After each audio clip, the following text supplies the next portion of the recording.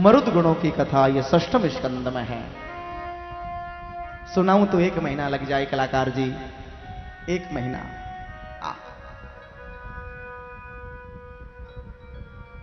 लेकिन हम कौन से कम है, धीरे धीरे धीरे धीरे 1 महीने भी सुनाएंगे, लेकिन सुनाएंगे, आपको सुनाएंगे।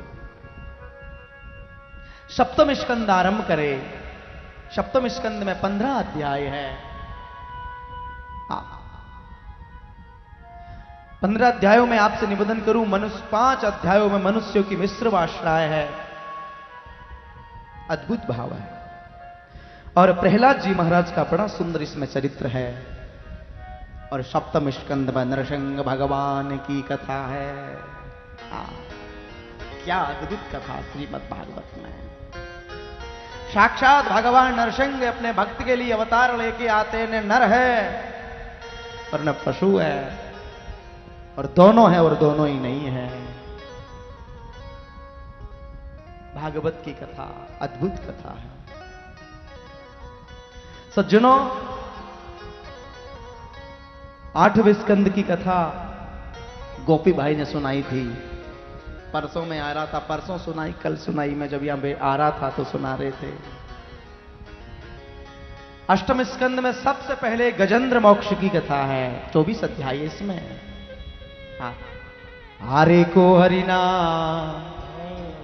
सुनेरी मैंने निर्बल के बलरा।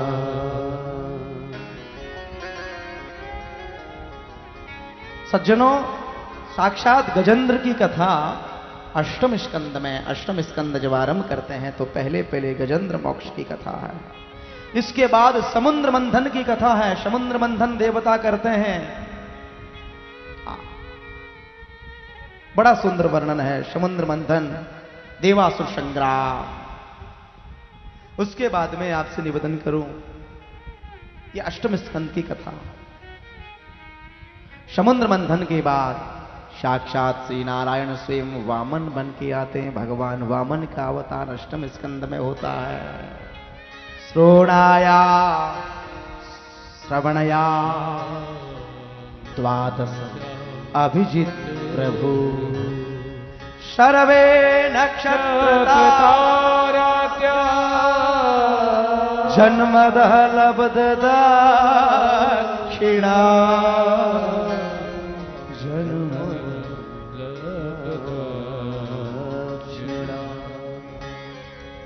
भगवान वामन बन के आते हैं। कथा बड़ी सुंदर है, ये बड़ी सुंदर कथा। वामन चरित्र है। अपने मां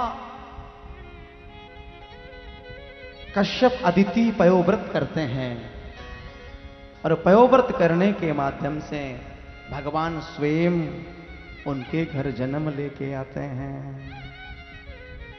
मेरी बहनों से मैं निवेदन करूं, भागवत सुनती हो, कृष्ण कथा संतों के दर्शन करती हो ना, तो कभी कभी मन में ऐसे विचार लाया करो। तुम ऐसे कहती हो ना, एक बेटा हो जाए, एक बेटा हो जाए, ऐसे विचार लाया करो कि प्रभु कश्यप अदिति के घर में जन्म लेके आए हो, वो तुम्हारे क्या लगे? प्रभु कौशल्या के घर जन्म लेके आए हो, वो क्या लगे? क्या हमारा कोई गर्व नहीं? क्या हमारे घर नहीं आओगे क्या? एक बार भी सरल हृदय से भगवान के सामने जाके आंसू आ गए आपके, तो समझ लो, मुझे विश्वास है कि भगवान का अंश तुम्हारे घर जरूर आएगा। भगवान नहीं तो भगवान का अंश।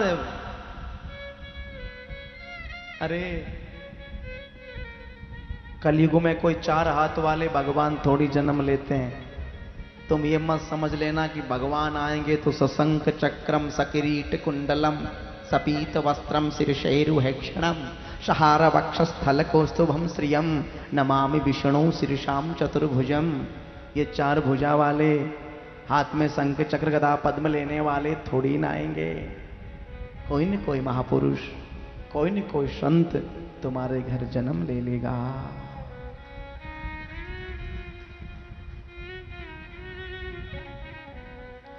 तो मैं निवेदन कर रहा था, भगवान वामन का चरित्र बड़ा अद्भुत चरित्र है, बड़ा ही अद्भुत चरित्र है सज्जनों। इसके बाद में भगवान ने एक अवतार और धारण किया था, शायद आप जानते हैं, वो मत्स्य अवतार है। कौन सा अवतार है? मत्स्य अवतार। भगवान क्या नहीं बनते। मेरे से एक व्यक्ति ने प्रश्न किया, महाराज जी आप क्या कथा बोलते हो, आप ऐसी कैसी कथा बोलते हो?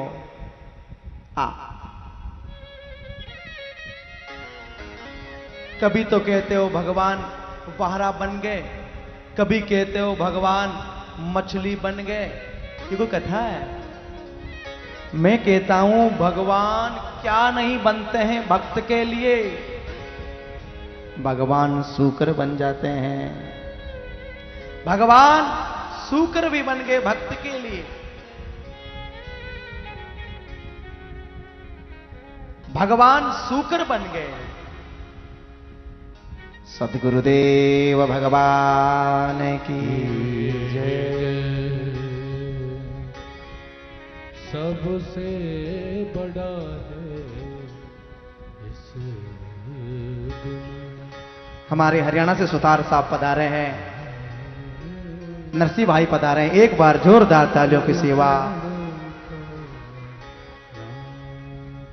बहुत बड़े अधिकारी है, लेकिन अधिकारी हम यहां नहीं कहेंगे, यहां तो हमारे भक्त है।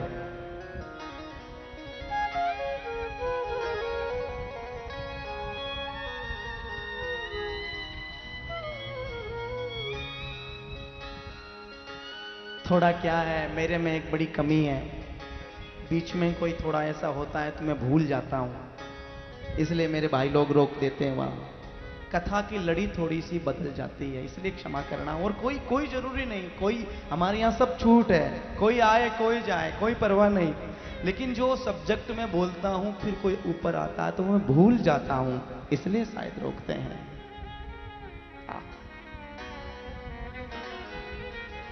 क्या बोल रहा था अब आपको बताना पड़ेगा।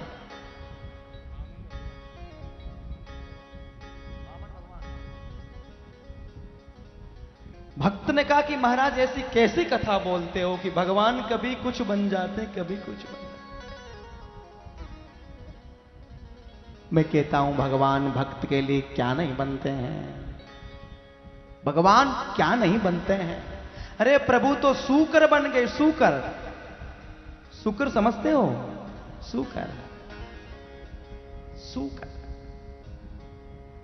एक बात है, परीक्षित ने कहा भगवान सूकर बन जाते हैं, बिल्कुल बनते हैं। तो परीक्षित ने कहा भगवान कुछ भी बने उससे हमें क्या लेना देना है। अरे भाई कुछ भी बने, लेकिन हमें तो भगवान को याद करना है। क्या करना है? याद। भगवान को हर समय हर घड़ी आप याद रखो, कभी भी ऐसा नहीं कि आप भगवान को भूलो मत, याद रखो। मैं तो हर कथा में कहता हूं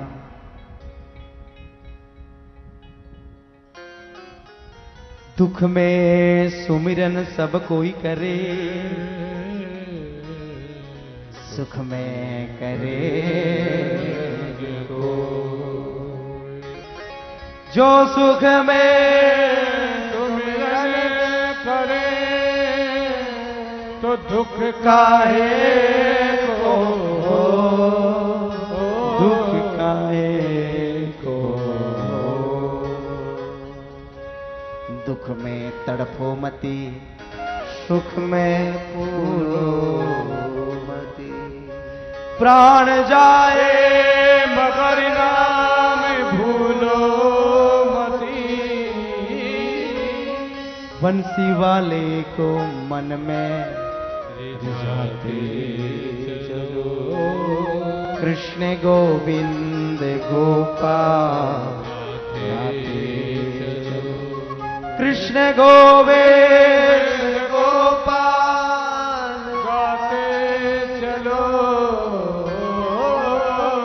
कृष्ण गोविंद गोपाल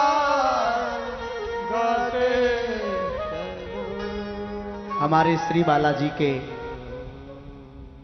कौन नहीं जानता है, जिनका नाम लेने से हृदय पवित्र होता है। गोलोकवासी पंडित श्री हजारीमल जी शर्मा साहब के यशस्वी सुपुत्र, हाँ साक्षात लक्ष्मी जिनके चरणों में वास करती है, वो ये साक्षात श्रीनिवास जी। आचार्य जी के लिए जोरदार तालियों की सेवा। बुरा नहीं मानो तो एक बात कह दूं क्या, कहना अच्छा नहीं लगता लेकिन मेरा मन हो रहा है। श्री बालाजी में यदि हमें देखा जाए कि साक्षात विद्वान कौन है, तो आपके हमारे समक्ष बैठे हुए श्री श्रीनिवास जी महाराज श्री है। इनके चरणों में नमन करता हूं। वेद, वेदांत, ज्योतिष, व्याकरण, आहा, और मेरे से इतना दिल से प्यार करते हैं, इतना प्यार करते हैं। और एक बात कहूं क्या, जो पूज्य मेरे पिताश्री ने मेरे से बात कही थी कि ब्राह्मण में क्या और कैसा गुण होना चाहिए, वो यदि गुण देखे जाए तो हमारे श्रीनिवास जी के अंदर सुलभ है। सज्जनों ध्यान रखना, ब्राह्मण में सबसे बड़ा यदि कोई गुण है तो वो है संतोष, और संतोष इनके दिल में है। संतोष इनके दिल में।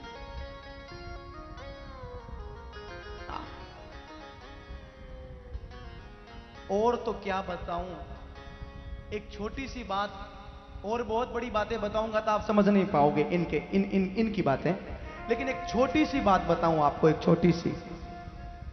जैसे मैं कल परसों ब्राह्मणों की व्याख्या कर रहा था, हाँ, यदि आप हमारे श्रीनिवास जी के पास में जाओ और जाने के बाद आप कहो महाराज श्री एक काम है, बोले क्या है, बोले हमारे यहाँ एक कोई लग्न देखना है, अथवा हमारे यहाँ कोई एक जन्म पत्रिका देखनी है, अथवा जो भी आप ज्योतिष के विधि विधान से, तो आप देखोगे, प्रणाम करोगे, श्रीफल भेंट करोगे, और जाते जाते आप 100 की पत्ती इनके चरणों में रखोगे। अब जैसे जाते जाते आप 100 की पत्ती एक चरणों में रखोगे तो ये कहेंगे इसका क्या करूं, करूंगा क्या? आप कहोगे नहीं महाराज श्री आप कहीं लगा देना।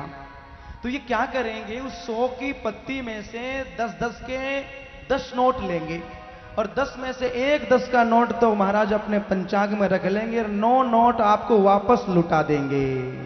विचार करो, बोलिए 10 रुपए जो है ना, मैं कहीं गैया में अथवा कहीं कोई गरीब ब्राह्मण में या कहीं शिक्षा में ये 10 रुपए में लगा दूंगा, 90 रुपए तुम कहीं लगा देना। धन्य है ब्राह्मण देवता। दुनिया में ऐसा ब्राह्मण नहीं होगा जो 500 की नोट देने के बाद 450 रुपए लौटा दे। मैं दावे के साथ कहता हूं ऐसा कोई ब्राह्मण है तो हमारे श्री बालाजी में है। धन्य है ये। इतने में आप सब समझ जाइए, दुख में तड़फो मती, सुख में फूलो मती, प्राण जाए मगर ना भूलो